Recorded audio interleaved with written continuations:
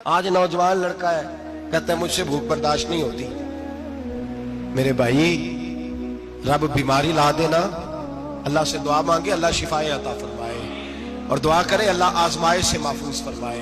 آپ یقین کریں میں نے لوگوں کو دیکھا ہے حلق سے قطرہ نہیں اترتا، خوراک کی نالی لگی ہوئی ہے، اعلیٰ غذائیں پکی ہوئی پڑی ہیں، عرش کا مالک کہتا ہے میں تیرے حلق سے گزرنے نہیں دوں گا، قانون بن گیا۔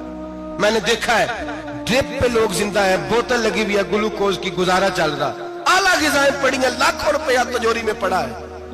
مالک کہتا ہے تو نہیں کھا سکتا، تو وہ کھانے نہیں دیتا، نہیں کھانے دیتا۔ ایک شخص یورپ کے علاقے کا، میں کسی کالم نویس کا پڑھ رہا تھا، وہ کہتا ہے میری خربوں میں جائیداد ہے لیکن میرے معدے میں ایسی تکلیف ہے کہ میں آٹے کو چھان کر جو اوپر سے بورا نکلتا ہے صرف وہ کھا سکتا ہوں، اس کے علاوہ میں کائنات کی کوئی نعمت کھا نہیں سکتا۔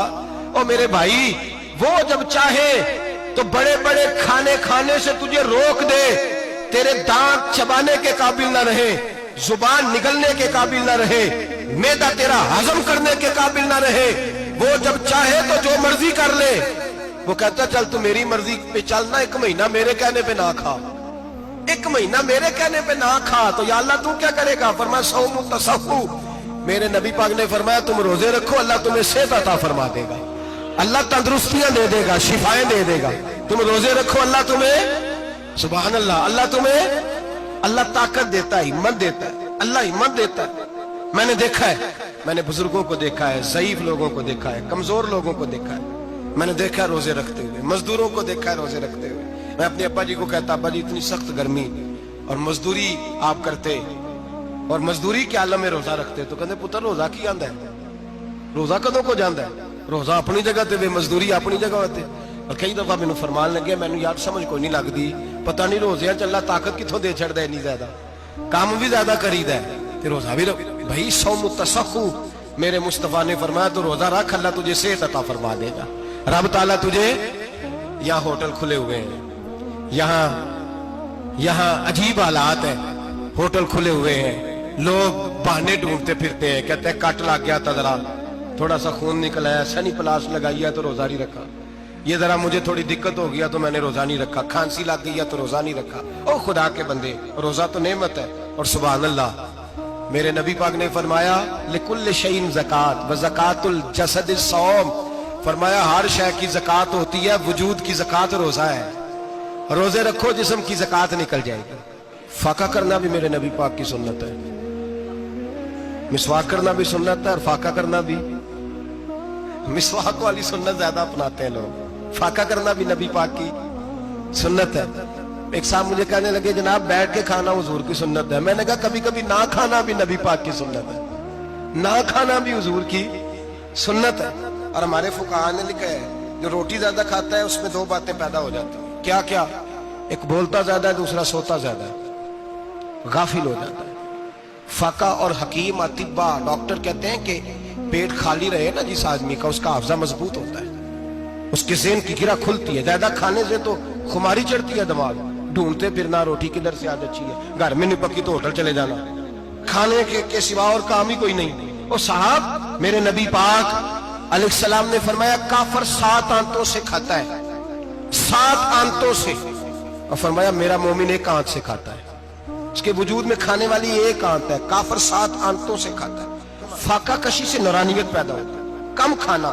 لیکن نا نبی پاک صلی اللہ علیہ وسلم نے اللہ سے فاقہ مانگ کے لیا ہے، یا اللہ 1 وقت روٹی دے 1 وقت کا فاقہ دے، مانگ کے لیا ہے نبی پاک، مانگ کے۔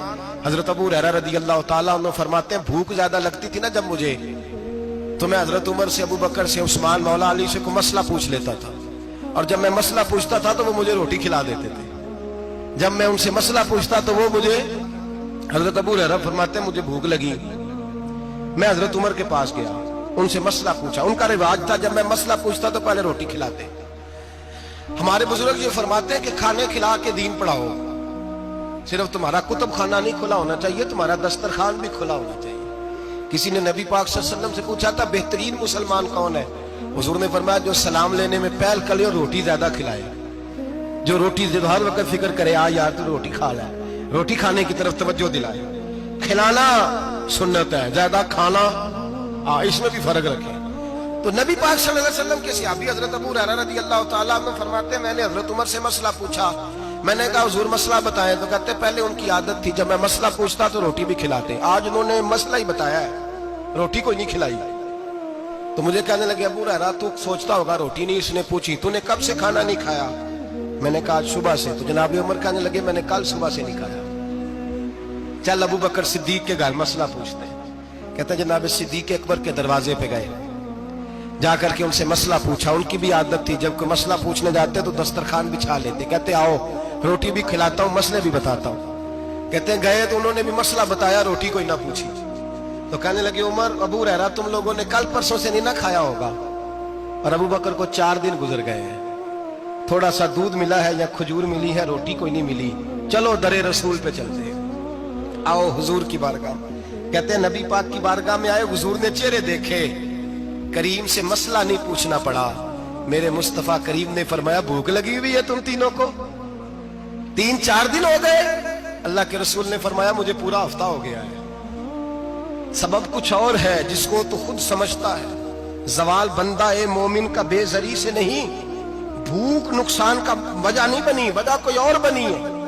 رشوتیں جو بازار گرم ہوئے ہیں لوٹ مار کے, یہ روٹی کے لیے نہیں, یہ زیادہ کھانے کے لیے, یہ بینک بیلنس کے لیے گرم ہے. یہ لوٹ مار کا مقصد کوٹھیاں بنانا ہے, روٹی کا تو رب کریم کا وعدہ ہے. جو روز روتا ہے شام کو کہ میرا کاروبار کوئی نہیں, اصل میں کہتا ہے بنگلہ کوئی نہیں, اصل میں کہتا ہے کار کوئی نہیں, پجاروں کوئی نہیں, روٹی تو اللہ عطا فرماتا ہے, اس کا وعدہ ہے. فرمایا حضور نے 3 دن بیت گئے, چلو. میرا بے تکلف صحابی ہے ابو الحسن انصاری, وہ بڑے نصیب والے ہوتے ہیں جن کو میرے نبی پاک خود کہتے تھے کہ تیری فلانی ذمہ داری ہے. اس زمانے کا تو کسی کو کہہ دیا جائے یہ تیری ذمہ داری ہے تو کہتا ہے یہ تو پھٹیکے ڈالنے لگ گئے, یہاں سے تو چھٹی کر جانی چاہیے. خوش ہوتے تھے صحابہ کہ ہماری ذمہ داری لگی. کہتے ہیں حضرت ابو الحسن انصاری کے گھر گئے, نبی پاک نے فرمایا بھوک بڑی لگی ہے کھانا لا. کہتے ہیں حضور نے اسے کہا تو اس آدمی کو تو وجد ہی ہو گیا. اس نے کہا میرے اتنے نصیب کہ حضور کا یہ کھانا کھلا.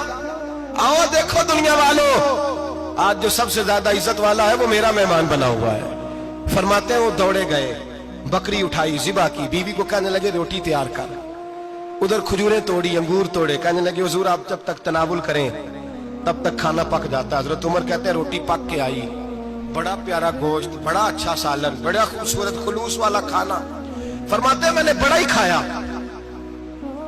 نبی پاک نے نہ ایک روٹی لی اور چھوٹی چپاتی, تھوڑا تھوڑا سالن کونوں سے, اور جب نبی پاک نے کھا لیا تو حضور کی آنکھوں میں آنسو آئے. حضرت عمر کہنے لگے حضور روئے کیوں؟ نبی پاک نے فرمایا سوچتا ہوں 7 دن کے فاقے کے بعد کھایا ہے, پر ڈرتا ہوں رب اس کا حساب پوچھے گا تو جواب کیسے دینا ہے, اس کا حساب بھی تو دینا ہے نا جو کھایا ہے. تو حضرت عمر فاروق کے ہاتھ میں کچھ چیز تھی, زور سے زمین پہ ماری, کا محبوبہ 7 دن کے بعد بھی روٹی کھائے تو حساب دینا ہے. نبی پاک فرمانے لگے عمر وہ مالک ہے نا, تو جب دیتا ہے تو حساب نہیں لے سکتا, حساب تو دینا ہے, حساب تو دینا ہے, تیاری رکھو. صحابہ کرام فرماتے ہم نے ارادہ کیا کہ آج کے بعد ہم پھر فاقے کریں گے, کم کھائیں گے, اس لیے کہ حساب دینا ہے. میرے بھائی وہ فاقہ کشی کرتے تھے, ڈرتے تھے. یہاں تو لوگ کھا کے بیمار ہیں, کھاتے جا رہے ہیں, سوتے جا رہے ہیں, کھاتے جا رہے ہیں, سوتے جا رہے ہیں.